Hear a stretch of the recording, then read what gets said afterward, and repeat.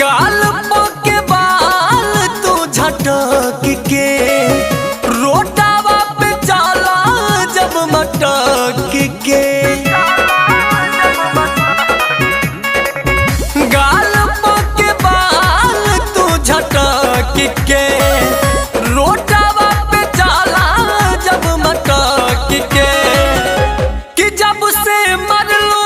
तू नजरिया से बान जान कर जवा के पार हो गइल कि तोहरा कातिल अदा पाए सोना हमके तोहरा से प्यार हो गइल ई पगला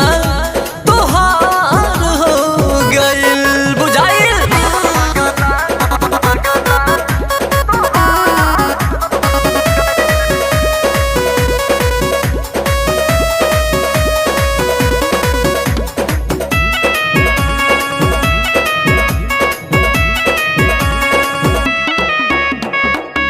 सो रहे बरसवा में रसवा के गगारी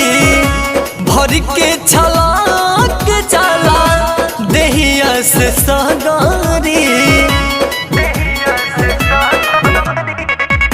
सो रहे बरसवा में रसवा के गगारी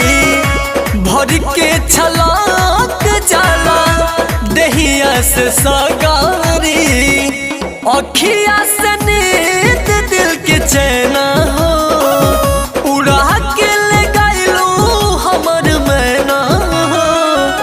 कि तहरा ऊपर से हटे ना ध्यान जान कर जवा के पार हो गइल कि तोहरा कातिल अदा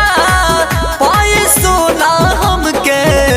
तोहरा से प्यार हो गइल ई पगला तोहार हो गइल।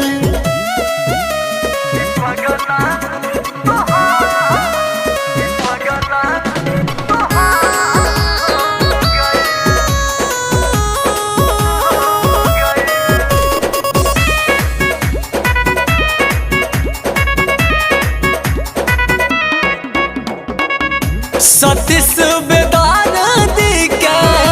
दिलवा में धास के संतोष बाबा जे अनुजवा से हंस के सतीश बेदार दी के दिलवा में धास के संतोष बाबा सुनील अमिताभ से हंस के बोला तारू मीठी मीठी बोलिया हो लागे जैसे बोले कोई लरिया हो कि तोहरा आगे फीका लागे हमके जान जान कर जवा के पार हो गइल कि तोहरा कातिल अदा पाए सोना हमके तोहरा से प्यार हो गइल जानू।